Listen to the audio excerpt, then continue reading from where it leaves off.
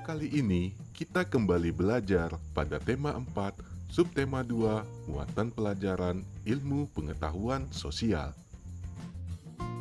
Manfaat globalisasi. Ayo kita simak manfaat globalisasi berikut ini. Yang pertama, dapat mengakses informasi dari seluruh dunia. Memperluas lapangan pekerjaan. Memperluas pasar internasional. Mempermudah dalam memenuhi kebutuhan, menciptakan kawasan yang damai, bebas, dan netral, menumbuhkan rasa saling memiliki dan toleransi antar negara, meningkatkan investasi dalam kegiatan produksi dan jumlah ekspor, meratanya perkembangan penguasaan ilmu pengetahuan dan teknologi. Berikut ini adalah manfaat globalisasi terhadap kerjasama Indonesia dengan negara-negara di Asia dan dunia. Yang pertama, di bidang ekonomi, kerjasama dalam ekspor dan impor jadi lebih mudah. Dua, di bidang sosial, masyarakat lebih mudah dalam melakukan komunikasi dari tempat yang sebelumnya tidak terjangkau. Tiga, di bidang budaya, kerjasama dalam pertukaran budaya dapat dilakukan dengan mudah. 4. Di bidang politik, globalisasi dapat meningkatkan hubungan diplomatik antar negara. 5. Di bidang iptek, para pelajar memperoleh kemudahan dalam mengakses informasi untuk menunjang pendidikan. Kerjasama negara anggota ASEAN dalam bidang politik. Indonesia juga berperan dalam era globalisasi. Salah satu peran Indonesia adalah bergabung sebagai anggota ASEAN dan menjalin kerjasama antar negara di Asia Tenggara. Bentuk kerjasama yang dilakukan salah satunya bidang politik. Ayo kita perhatikan kerjasama negara-negara ASEAN di bidang politik berikut ini. Bentuk kerjasama ASEAN di bidang politik. Bentuk kerjasama yang pertama yaitu pembentukan Masyarakat Politik Keamanan ASEAN atau ASEAN Political Security Community (APSC).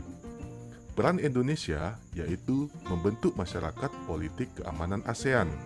Yang kedua, pertemuan rutin Menteri Pertahanan negara-negara ASEAN. Peran Indonesia yaitu menghadiri pertemuan rutin Menteri Pertahanan negara-negara ASEAN. Ketiga, perjanjian kawasan damai, bebas, dan netral. Peran Indonesia yaitu mendukung kesepakatan wilayah Asia sebagai ZOFAN atau Zone of Peace, Freedom, and Neutrality, yang berarti kawasan yang damai, bebas, dan netral. Bentuk kerjasama yang keempat, perjanjian ekstradisi ASEAN. Peran Indonesia yaitu menegakkan perjanjian ekstradisi dengan memulangkan pelaku kasus kriminal dari negara-negara anggota ASEAN yang melarikan diri ke Indonesia. Yang kelima, perjanjian negara bebas nuklir. Peran Indonesia mendukung kesepakatan perjanjian negara bebas nuklir. Bentuk kerjasama yang keenam, pengiriman duta besar dan konsulat. Peran Indonesia mengirim duta besar dan konsulat ke berbagai negara. Selain itu, kerjasama juga dilakukan di bidang maritim, sehingga mempererat persatuan dan kesatuan antar anggota ASEAN. ASEAN memiliki banyak pilar kerjasama, salah satunya di bidang politik yaitu ASEAN Political Security Community atau APSC, atau Masyarakat Politik Keamanan ASEAN. Latar belakang dibentuknya APSC karena setiap negara anggota ASEAN memiliki sistem pemerintahan dan kehidupan politik yang berbeda. Pembentukan APSC bertujuan untuk mempercepat kerjasama di bidang politik dan keamanan di ASEAN, serta mewujudkan perdamaian antar anggota ASEAN dan dunia. Peran Indonesia dalam kerjasama mengatasi peredaran obat-obat terlarang.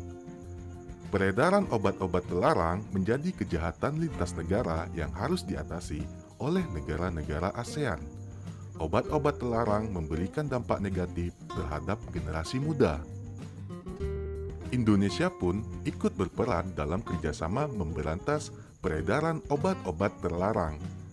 Kepolisian Indonesia seringkali menangkap pelaku peredaran obat terlarang yang berasal dari negara anggota ASEAN lain.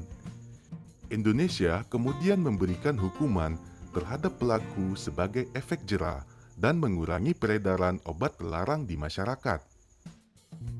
Dampak penyalahgunaan obat-obat terlarang atau narkoba bagi pengguna. Dampak yang pertama yaitu mengganggu kesehatan fisik. Kedua, menyebabkan stres yang berat. Tiga, memicu berbagai tindakan kriminal. Empat, mendapatkan hukuman dari pemerintah. Dampak yang kelima yaitu menyebabkan overdosis. Dampak penyalahgunaan obat-obat terlarang atau narkoba bagi keluarga. Dampak yang pertama, merusak hubungan antar anggota keluarga. Kedua, menurunkan perekonomian keluarga. Ketiga, menyebabkan keluarga dikucilkan dalam masyarakat. Keempat, membuat keluarga menanggung rasa malu. Dan yang kelima, membebani psikis anggota keluarga. Dampak narkoba berikutnya yaitu bagi masyarakat. Dampak yang pertama, meningkatkan angka kejahatan. Yang kedua, meningkatkan pengangguran. Tiga, meningkatkan angka kemiskinan. Keempat, meningkatkan biaya penegak hukum dan pengobatan. Dan yang kelima, meningkatkan perusakan fasilitas umum.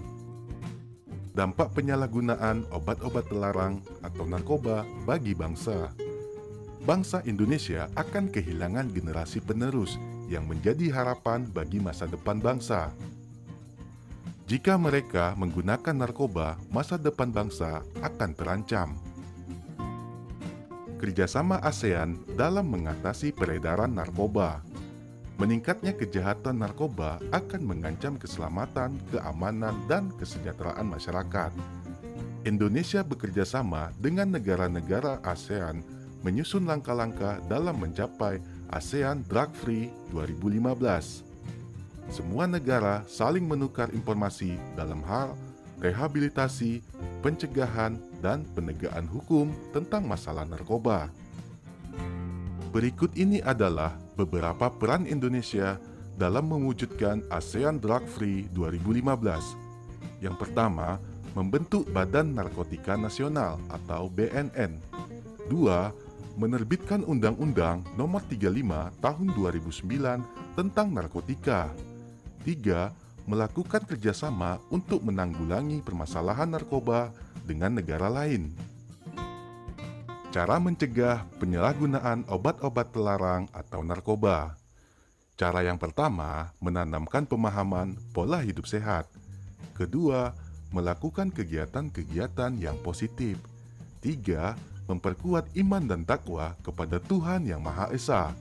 Empat, memilih lingkungan pergaulan yang bebas dari pengguna narkoba. 5. Membangun komunikasi yang baik dan hubungan yang baik dengan teman maupun keluarga.